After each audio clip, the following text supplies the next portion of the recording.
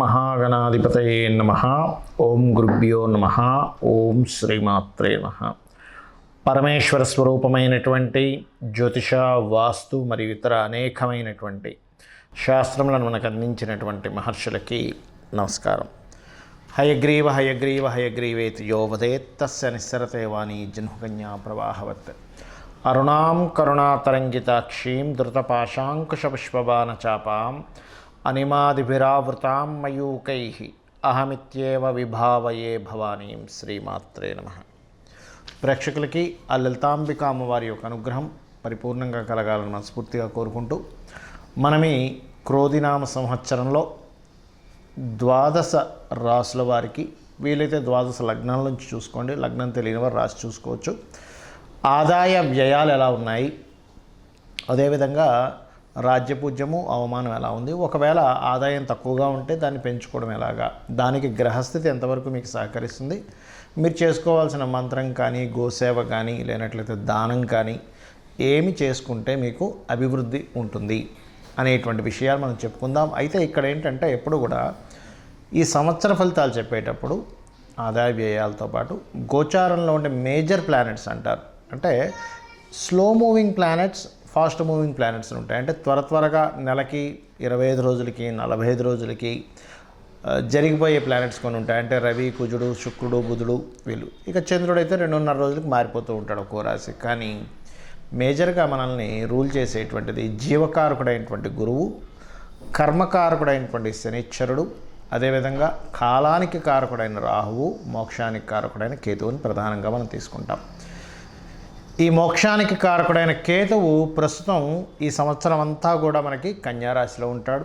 కాలానికి కారకుడైనటువంటి రాహువు మీనరాశిలోని, మరియు జీవకారకుడైన గురువు మాత్రం మే 2వ తేదీ వరకు మేషంలో ఉంటూ దాని తర్వాత వృషభంలోకి మారుతున్నాడు. ఇక శని భగవానుడైతే మారట్లేదు, కానీ మనకి జూన్, జూలై మాసాల నుంచి ఒక 4.5 నెలలు మాత్రం కొద్దిగా వక్రిస్తాడు. కుంభంలో ఉన్న శని వక్రిస్తాడు. అదేవిధంగా సెప్టెంబర్, అక్టోబర్, అంటే ఆల్మోస్ట్ సెప్టెంబర్ ఎండింగ్, అక్టోబర్ ఆ టైం నుంచి ఒక 4.5 నెలల పాటు గురువు కూడా వక్రిస్తాడు. సో మనం ఈ గ్రహాల యొక్క స్థితిని మరియు ఈ వక్రగతిని, ఈ మేజర్ ప్లానెట్స్ యొక్క స్థితిని, అదేవిధంగా వీటితో పాటు మనకి ఈ క్రోధినామ సంవత్సరంలో పర్టికులర్గా ఈ సంవత్సరం రాజు కుజుడైనందుకు, మరియు అదేవిధంగా కుజుడు సంచారం మనకి శనిని, రాహుని కలుపుకొని వెళ్తున్నందుకు కూడా ఏం జరుగుతాయనేటువంటి విషయాలు నేను మీకు ఎండింగ్లో చెప్తాను. కాబట్టి మనం ఒక్కొక్కటి తెలుసుకొని ఆ అమ్మవారి యొక్క అనుగ్రహాన్ని పొందుదాం. తులాలగ్నము, తులారాశి.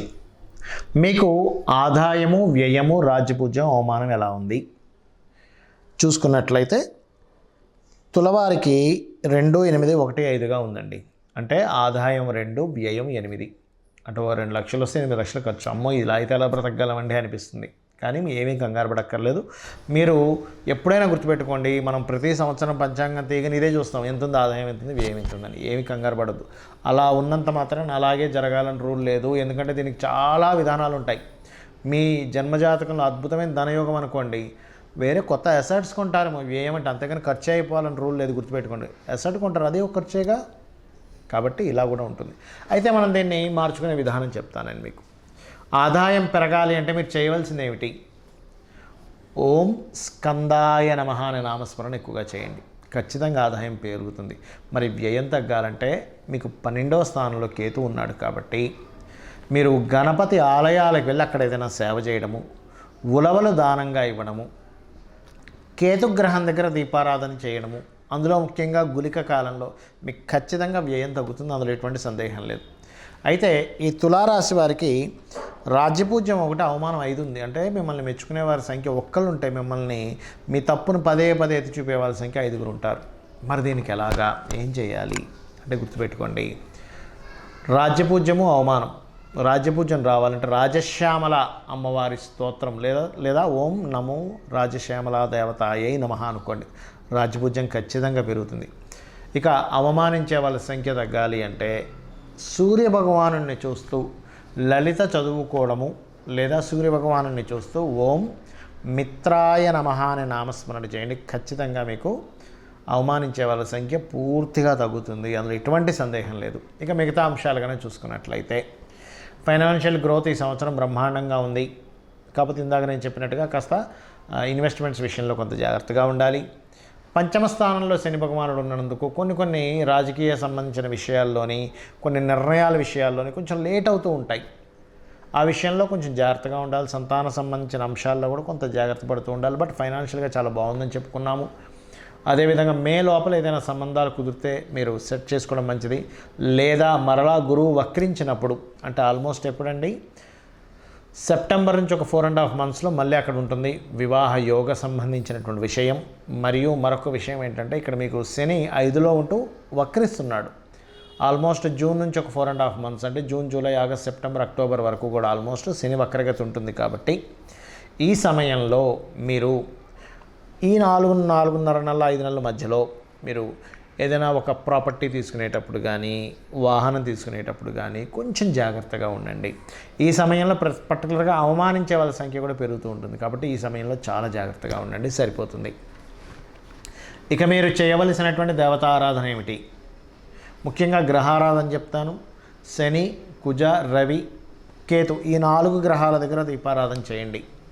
దేవతారాధన, కాళికా అమ్మవారి యొక్క అష్టోత్తరం చదువుకోవడము, చండీ వినడము చేయండి. ఖచ్చితంగా మీకు ఏమవుతుందంటే, మీకు ఏదైతే స్లో మూమెంట్ అవ్వాలో, సంతానపరంగా ఇబ్బంది ఉంటుందో, రాజకీయ పరంగా ఇబ్బంది ఉంటుందో, అవమానాలు ఉంటాయో, ఆదాయం పెరగాలని ఏదైతే కోరుకుంటున్నారో ఇవన్నీ కూడా ఖచ్చితంగా పెరిగి తీరుతుంది. అందులో ఎటువంటి సందేహం లేదు. ముఖ్యంగా ఆదాయం పెరగడానికి మాత్రం మీరు ఓం స్కందాయ నమః అనే నామస్మరణ చేయండి. లేదా లలితా సహస్రనామాల్లో ఓం సంపత్కరీ సమారూఢ సింధుర వ్రజసేవితాయ నమః అనే నామస్మరణ చేయండి. ఖచ్చితంగా బాగుంటుంది. క్రోధినామ సంవత్సరము ఇక్కడ ప్రపంచవ్యాప్తంగా కానివ్వండి, దేశవ్యాప్తంగా కానివ్వండి, సంవత్సరానికంటూ ఒక లక్షణం ఉంటుంది. ఈ సంవత్సరం రాజైన దాన్ని బట్టి ఒక లక్షణం ఉంటుంది. గ్రహాల యొక్క స్థితిని బట్టి కొన్ని సంఘటనలు జరుగుతాయి. అయితే ఈ క్రోధినామ సంవత్సరం ఎంటర్ అవ్వకముందే కుజుడి యొక్క ప్రభావం పెరుగుతుంది అనేటువంటి చూపిస్తుంది.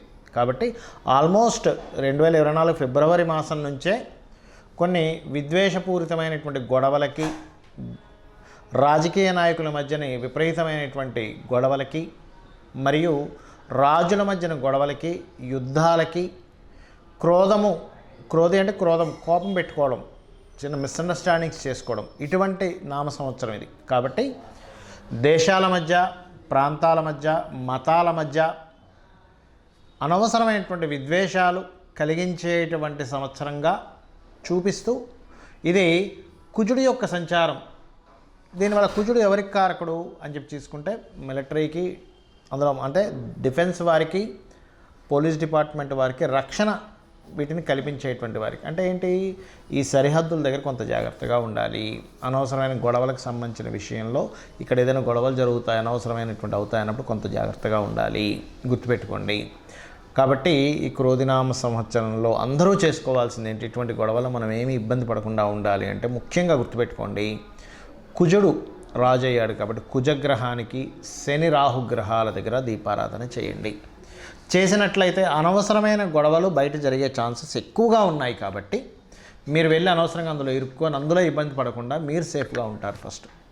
అదేవిధంగా రాజుల మధ్య, రాజకీయాల నాయకుల మధ్య, రాజ్యాల మధ్య గొడవలు జరిగేటువంటి ఛాన్సెస్ ఇప్పుడు ఉన్నాయి. కాబట్టి వేరే వేరే దేశాల్లో ఉండేటువంటి వారు కూడా కొంచెం ఏదైనా ఇక్కడ ఏదైనా యుద్ధం సంబంధించినవి రాబోతుంది అన్నప్పుడు ఆ సరుకులు ఏవైనా మనకు చూడండి, కొంచెం యుద్ధ వాతావరణం ఉన్నప్పుడు బయటికి వెళ్ళలేని పరిస్థితి వచ్చినప్పుడు కొంచెం ఇంట్లో సరుకులు మనం స్టాక్ పెట్టుకుంటాం. ఇటువంటి విషయాల్లో చాలా అలర్ట్గా ఉండాలి. మొత్తం ప్రపంచవ్యాప్తంగా ఈ కాంబినేషన్ ఏర్పడుతుంది కావున.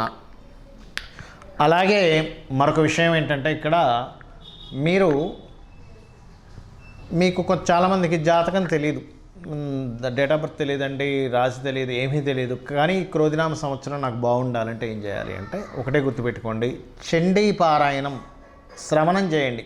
మీరు తర్పణమో హోమమో చేయలేకపోయినా కనీసం శ్రవణం చేయండి. ఎటువంటి ఇబ్బంది రాకుండా అమ్మవారు చూసుకుంటుంది ఈ సంవత్సరం. రెండవది, మీకు దగ్గరలో గోశాల ఉన్నట్లయితే గోవులకి చక్కగా మీరు ఏం చేస్తారంటే, ఏవైతే ఈ నువ్వులు తినిపించకూడదండి. బెల్లము, గోంగూర మరియు క్యారెట్స్, బీట్రూట్స్ లాంటివి, అదేవిధంగా గోధుమ రవ్వ ఇటువంటివి తినిపించండి. మీ గ్రహస్థితి ఎలాగున్నా సరే క్లియర్ అవుతుంది. దీంతోపాటు కుజ శని రాహు కేతు గ్రహం దగ్గర కూడా దీపారాధన చేయండి. ఎందుకంటే జాతకం తెలియదు, ఏమీ తెలియదు, కానీ 6th హౌస్లో కేతు సంచరిస్తున్నాడు బుధరాశుల్లో. అందుకని ఏమిటి, ఈ అప్పుల విషయంలో మీరు ఇబ్బంది పడకుండా ఉండడానికి కేతు యొక్క అనుగ్రహం, గణపతి యొక్క అనుగ్రహం కలుగుతుంది. కాబట్టి గణపతి ఆలయాలకు వెళ్ళడం, అమ్మవారి ఆలయాలకు వెళ్ళడం, అందులో ముఖ్యంగా దుర్గాదేవి ఆలయాలకు వెళ్ళడం. దీంతోపాటు మీనరాశిలో రాహు యొక్క సంచారం అనేటువంటిది బాగా గుర్తుపెట్టుకోండి. దేవత సంబంధించినటువంటి పూజ పునస్కారాలు మాత్రమే కాకుండా పితృదేవతలకు ప్రధానంగా చేసుకోండి. మీరు ఎంత పితృదేవతలకు చేసుకుంటారా అంత చక్కటి ఫలితాలు మీకు వస్తాయి. మీరు ఆయురారోగ్యాలతోని, సుఖ సంతోషాలతోని, ధనపరంగా ఎటువంటి ఇబ్బంది లేకుండా ఉండగలుగుతారు. గుర్తుపెట్టుకోండి. అయితే ఇక్కడ ఎవరైనా సరే గుర్తుపెట్టుకోండి, బాగా అప్పులతో ఇబ్బంది పడుతున్నారు, ఈ సంవత్సరం ఇంకా ఎక్కువ ఇబ్బంది పడుతున్నారు అనుకునేటువంటి వారు గణపతి ఆరాధన చేస్తూ మీరు ఓం అపర్ణాయై నమః అనే మంత్రం చేయండి. ఈ సంవత్సరం ఉన్న గ్రహస్థితి బట్టి చెప్తున్నాను. ఎవరికైనా బాగా ధనపరంగా ప్రెషర్ ఎక్కువగా ఉందండి, ఒక పక్క కట్టాలి కానీ ఆ ప్రెషర్స్ నేను తట్టుకోలేకపోతున్నాను, ఫైనాన్స్ ఇంకా పెరగాలి అనుకుంటే ఓం నవవిద్రుమ బింబశ్రీ న్యక్కారి రదన చద అనే నామస్మరణ చేయండి. ఖచ్చితంగా మీకు ఫైనాన్షియల్ గ్రోత్ అనేటువంటిది పెరుగుతుంది, గొడవలు తగ్గుతాయి. మరియు దీంతోపాటు మీరు ఒకటే గుర్తుపెట్టుకోండి, మనం ఇప్పటివరకు చెప్పుకున్నటువంటి ఆదాయ వ్యయాలు ఏవైతే ఉన్నాయో, రాజపూజ అవమానం ఏదైతే ఉందో, ఇది పంచాంగంలో జనరల్గా అందరికీ తీసుకునేటువంటిది. కానీ ఇలా కాకుండా మీ యొక్క పర్సనల్ చార్ట్, అంటే మీరు ఎప్పుడు పుట్టారు, ఏ సమయము, ఏ నెల, ఏ తారీఖుని, ఏ సంవత్సరంలో, ఏ ప్రాంతంలో పుట్టారనే దాన్ని తీసుకొని మీ జాతక చక్రం వేసుకొని మీ లగ్నం ఏమిటి, మీరు పుట్టినప్పుడున్న లగ్నం ఏమిటి, మీ నక్షత్రం ఏమిటి, మీ రాశి ఏమిటి, మీకు ఏ మహాదశ నడుస్తుంది, మీరు ఏ ప్రయత్నం చేస్తే మీరు చక్కగా యోగిస్తుంది, మీకు ఏ మార్గంలో మీకు ధనయోగాలు ఉన్నాయి, ఎవరి ద్వారా మీకు సహకారం ఉంది, ఏ దిశను మీరు నివసిస్తే బాగుంటుంది, అంటే తూర్పు, ఈస్ట్, వెస్ట్, నార్త్, సౌత్లో అన్నీ మంచివే, కానీ మీకేది పనికి వస్తుంది, మీ సంతాన అభివృద్ధి ఏమిటి, మీ ఉద్యోగ, వ్యాపార, ఇన్వెస్ట్మెంట్స్ రిలేటెడ్, విదేశాలకు వెళ్ళేటువంటివన్నీ కూడా మీ జన్మజాతకంలో ఉంటాయి. గుర్తుపెట్టుకోండి. ఏ సమయంలో వివాహం చేసుకుంటే మంచిది, ఏ సమయంలో చేసుకోకూడదు, ఇలాంటివి చాలా విషయాలు ఉంటాయి. మరైతే మీకు సందేహం కలగొచ్చేమండి, మరి ఈ క్రోధినామ సంవత్సరం అని ప్రతిసారి పంచాంగం ఎందుకు చదువుతామని. ఇదంతా బయట ఉండేటువంటి వాతావరణ విశేషాలు, పంట పొలాలకు సంబంధించిన విశేషాలు, బయట ఉండే గోచార విశేషాలు. ఇప్పుడు చూడండి, మనం చెప్పుకున్నాం, కాస్త యుద్ధ వాతావరణంగా ఉంది, గొడవలుగా ఉంది, అల్లర్లుగా ఉంది, మత విద్వేషాలు, అనవసరమైన విద్వేషాలు, గొడవలు రేగేటువంటి సమయం ఇది అన్నప్పుడు మనం ఏం చేస్తాం, మన పిల్లల్ని ఎక్కడికైనా పంపించేటువంటి విషయంలో, మనం ఎక్కడికైనా వెళ్ళేటువంటి విషయంలో అలర్ట్గా ఉంటాం. ఈ అలర్ట్నెస్ని చెప్పడానికి ఈ గోచార ఫలితాలు చెప్పుకుంటుంటాం. అంతేగాని మన జన్మజాతకం పనిచేయదని కాదు, మన జన్మజాతకమే ప్రధానంగా పనిచేస్తుంది. ఇక్కడ ఒకవేళ మన దాంట్లో ఉదాహరణకి ఆదాయం తక్కువగా ఉంది, చాలా తక్కువగా ఉంది, వ్యయం చాలా ఎక్కువగా ఉంది అని అన్నప్పుడు మీ జన్మజాతకంలో ధనయోగ దశలు నడుస్తున్నాయని కూడా 1% కూడా మీరు టెన్షన్ పడాల్సిన అవసరం లేదు. జస్ట్ ఆ రెమెడీస్ చేసుకుంటే క్లియర్ అవుతుంది. సో ఈ రకంగా మీరు ఈ యొక్క ఫలితాలను చూసుకుంటూ నిత్యము అమ్మవారి యొక్క ఆరాధన చేసుకొని మీరు సుఖ సంతోషాలతో వర్ధిల్లాలని మనస్ఫూర్తిగా కోరుకుంటూ శ్రీమాత్రే నమః.